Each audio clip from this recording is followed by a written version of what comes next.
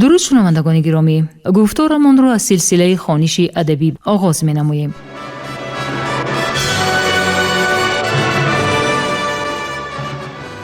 با توجه شما سلسله کتاب کسینوفون تحت عنوان کروشنامه در ترجمه، تحریر، سرسخن و توضیحات دکتر علم‌های فلسفه پروفسور رمضان نظریف در قرائت کارمند شایسته تاجیکستان علیزاده عبدالرشید خوجمقل تقدیمتان می‌گردد. گفتار 81 اگیسیلای.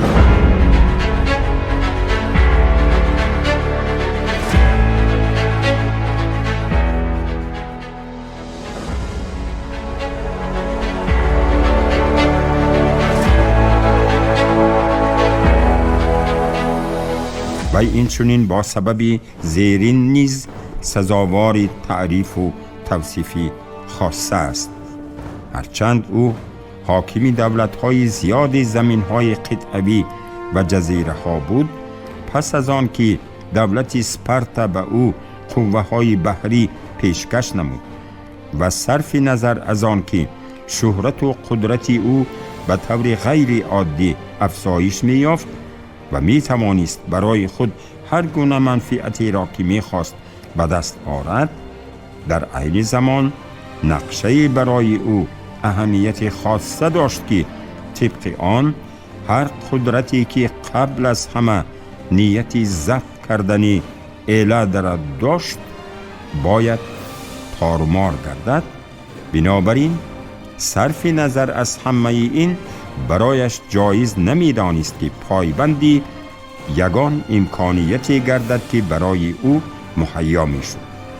وقتی از مقامات زادگاهش درباره کمک رسانی به وطنش فرمان آمد و آن را محض با چنان آمادگی اجرا می کرد که گویا در حجره‌ای برای افارها جدا شده تنها راست ایستاده باشد.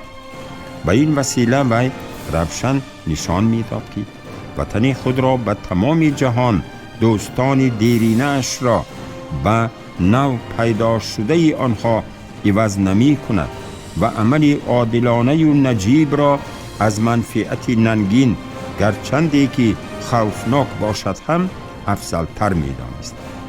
فعالیت شاه را که سزاواری بهای بلند بود و آن که اگیسیلای دولت‌های را که از زمانی به اطاعت او وارد شدنی آنها به علت پیوسته تغییر یافتنی ساختار دولتی آنها در حالت مبارزه بین همدیگری قرار می گرفتند، مجبور ساخت که کسی را استرداد و حکم قتل کسی را صادر نکرده در این دولت‌ها همدلی، نشأ و نمای عمومی و صلح و آسایش شهروندی حکم فرما باشد. از همین سبب هنگامی که او آسیا را ترک نمود، ایلین‌های ساکن آنجا را نه تنها از آن سبب مایوسی فرا گرفته بود که از حاکمشان محروم گشتند، ایشان چنان ماتم گرفته بودند که گویا پدر یا دوستشان را از دست داده باشند. در نهایت کار آنها تمام نشانه های صمیمیت دوستی خود را اثبات کردند. اختیاراً همراه او برای کمک رسانی به جانب دولت اسپارتانی رهسپار شدند. آنها این کار را به سامان رسانیدند، زیرا خوب می دانستند که با دشمنی به جنگ وارد می گردند که از آنها ضعیفتر نبود. با همه این کارنمایی های اگیسیلای که در آسیا نشان داده بود خاتمه یافتند.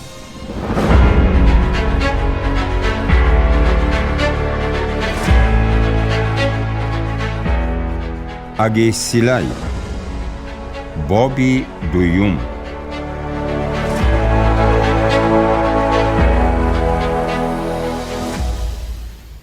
گلسپانت را عبور کرده اگیسیلای در راهش از منطقه های می گذشت که آن مسکن محض همان قبیله ها بود که از زمین آنها زمان شاه فارس در دوره محاربه بزرگ حربی حرکت می‌کرد. راهی که آن را شاه بربرها در طول 1 سال پسی سر کرده بود، اگیسیلای در مدتی کمتر از 1 ماه پیمود. او تمام کوشش‌هایش را به خرج داد که به خانه دیر نآید. وقتی که او مکدونیه را عبور کرده به فسالیه رسید، ساکنان لاریسا، کرنان، سکاتوس و فرسل که شریکانی بیعاتی ها بودند، خلاص همه فسالیان بغیر از استرداد شدگان سیاسی علیه لشکری او هجومشان را شروع نموده از پس وی حرکت می کردند.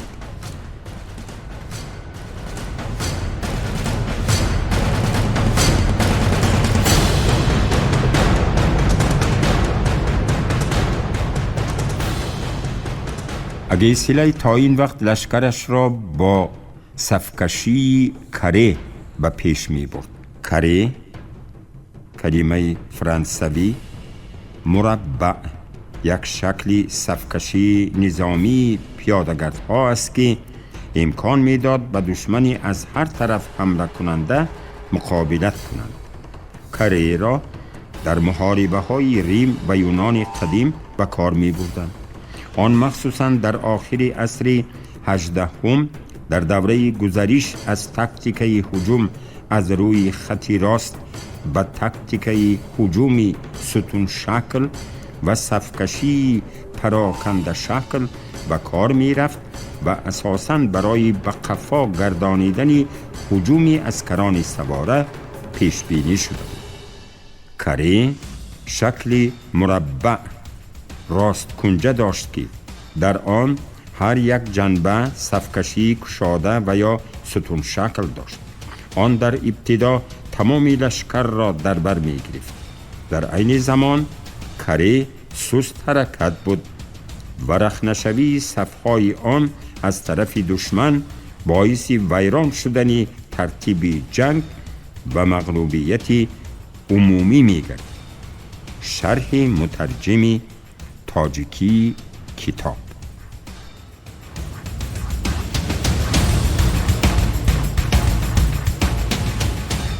یک نصفی جنگاوران سواره در صف پیش، دیگری آن در عقیب لشکری او حرکت می‌کردند. وقتی که فسالیگی ها و جنگاوران قطار عقیب هجوم کرده و پیشروی آن خلل رساندند، اگیسیلای سوارانی را که در قطار پیش حرکت می‌کردند و جانب جنگاوران صف عقیب و استثنای افرادی که شخصاً او را همراهی می‌کردند کوچ شد. وقتی که لشکرهای جنگ کننده در مقابل همدیگر صف آراستند، فسالیگی ها دیدند که آن محل برای هجوم سواره ها به مقابل هاپیت ها ناموافق است، پس به قفا رو آورده به عقب نشینی شروع نمود. اسپارتانی ها با احتیاط بیشتر آنها را تعقیب کردن گرفت.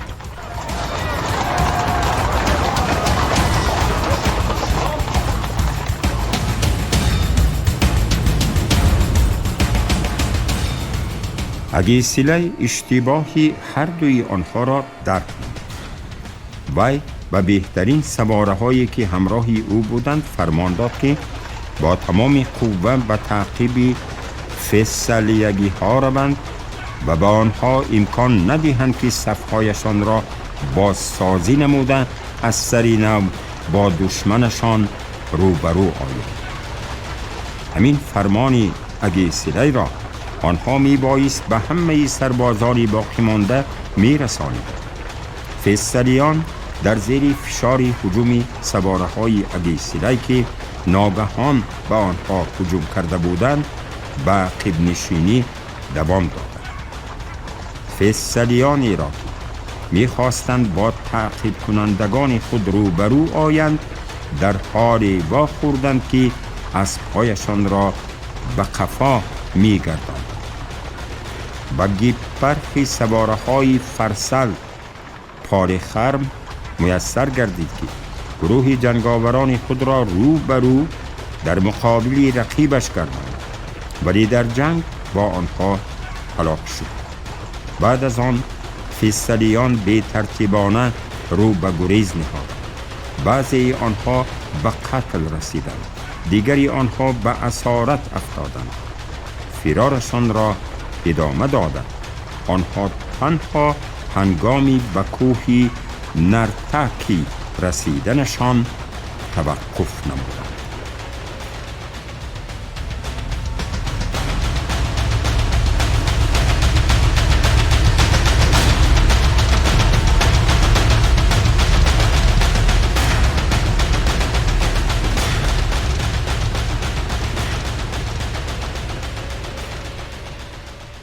پس از این اگیسیلای در بین پرانت و نرتاکی رمز پیروزی را گذاشت. در اینجا باز ایستاد، از ادراکی کارنمایی به دست آورده شاد و ممنون بود، زیرا وی با یاری سواره هایش که آنها را خودش انتخاب کرده تعلیم داده بود، جنگاورانی بی حد مغروری فیصلیان را تارومار کرده بود. روز دیگر وی از کوههای اخی در فتیه گذشته بعدتر از حدود کشوری به او دوست تا به سرحدهای بیاتیه راه پیمود. در آنجا با لشکرهای صف آراسته فیونی ها، افینگی ها، ارگیب ها، کارینفیگی ها، اینیانی ها، ایوبی ها و هر دوی لاکریت واخورد. اگیسیلای به تأخیر راه نداده قوه حربیش را در پیش نظر دشمن از نو آراست. وی 1.5 ماه سپرتنی ها را در اختیارش داشت.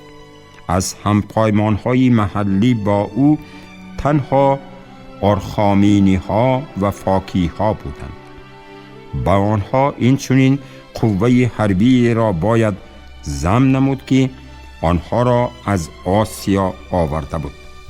اکنون من به شما نه درباره آن نقل می کنم که اگیسیلایی که لشکری شماره‌اش خردتر و ضعیفتر را داشت تصمیم گرفت که به جنگ وارد می گردد، زیرا اگر من در این باره مفصل تر سخن می راندم اگیسیلای را بی عقل و بی فکر و خودم را همچون ابلهی نشان می دادم که گویا فرماندهی را ستایش می کنم که همه چیز را به حساب و کتاب زیر خطر می گذارد. ولی پیش از همه من در حیرت ماندم که وی چگونه توانست برایش لشکری قوی نه کمتر از لشکری دشمن سازمان دهد و آن را طوری مسلح نماید که در هر ساحه با رنگ‌های مس و ارغوانی می درخشید. اگیسیلای برای سلامتی جنگاوران غمخواری می کرد تا که آنها به دشواری‌های گوناگون با آسانی تاب آورده توانند و همه کار را به جا می آورد تا که قلب‌هایشان از باوری به برتری بر هر گونه حریفی که با آن به جنگ وارد می شدند پر گردد. او در وجود آنها روحیه رقابت را نگاه می داشت تا که هر یکشان از دیگری آنها پیش گذرد و همه را روح بلند نموده وعده می داد که اگر آنها در جنگ شجاعت و مردانگی نشان دهند برتری های زیاد را کسب خواهند کرد. همه این به عقیده او باید روحیه جنگاوران را در محاربه های من بعد بلند بردارد و در این عقیده‌اش او خطا نکرده بود.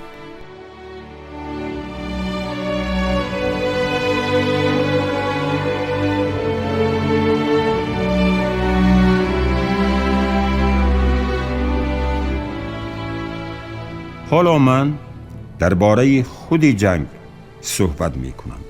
آن کاملا بی سابقه بود. قوشون‌های حربی در همواری نزدیکی کرانه جمع آمدند. لشکری اگیسیلای از جانب کیفیس و لشکری فیویاگی های و هم پیمانان آنها از طرف گیلیکان حرکت می کردند. طوری که من مشاهده کرده می توانستم فلنگ های صف کشیده رقیبان از جهت شماره اشان کاملا برابر بودند. عیناً همین سخن را درباره قوه های سواره هر دو طرف نیز گفتن ممکن است. خودی اگیسیلای به قنات راست لشکر فرمان میداد و آرخامینی ها باشد در قنات بغایت چپ آن قرار گرفته بودند. در قطار جنگاوران دشمن فیوگی ها قنات راست را اشغال کرده در قنات چپ آن ارگیب ها قرار گرفته بودند. قوشون ها با خاموشی کامل به نزدیکی همدیگر جمع آمدند. وقتی که مسافه بین آنها الکی تا به یک استادیه رسید، فیویان نداهای جنگی برآورده با دویدن به هجوم گذاشتند.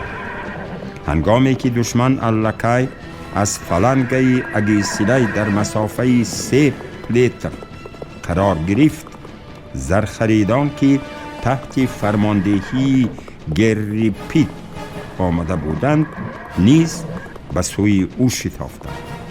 آنها از جنگاورانی که در وطن خود هنوز در زیر لوای او می جنگیدند و این چنین از شماره معینی زرخریدان کروش و از یاانی ها، زاری ها و یونانیانی که در ساحل گلسپانت زندگی می کردند عبارت بودند.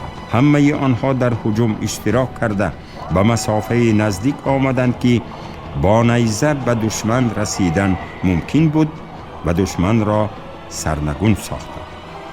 ارگیب ها نیز به هجوم گروه جنگاوران تحت فرماندهی اگیسیلای تاب آورده نتوانسته به جانب گیلیکان رو به گریز آوردند.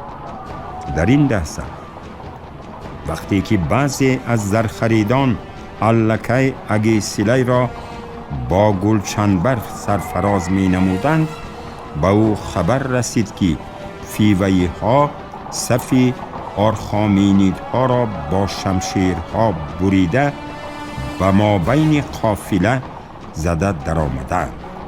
اگیسیلای در حال فلنگش را به قفا گردانده به مقابل آنها برخاست.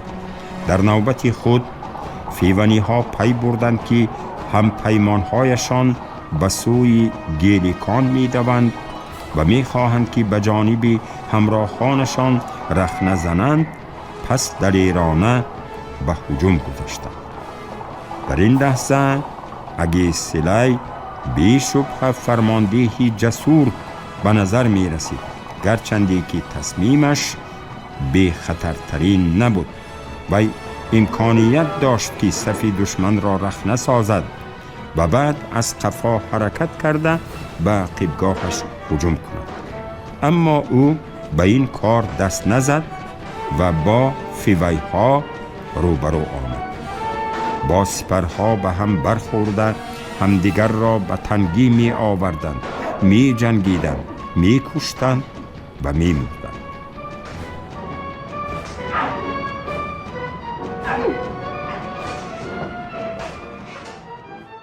شما گفتار 81 را از سلسله خوانش ادبی از روی اثر کسینوفونت تحت عنوان کروشنامه در ترجمه، تحریر، سرسخن و توضیحات دکتر علم‌های فلسفه پروفسور رمضان نظریف در قرائت علیزاده عبدالرشید خوجمقو شنیدید. کارگردان شیرعلی نغزلی، صدا بردار کریم جان حمیدزاده.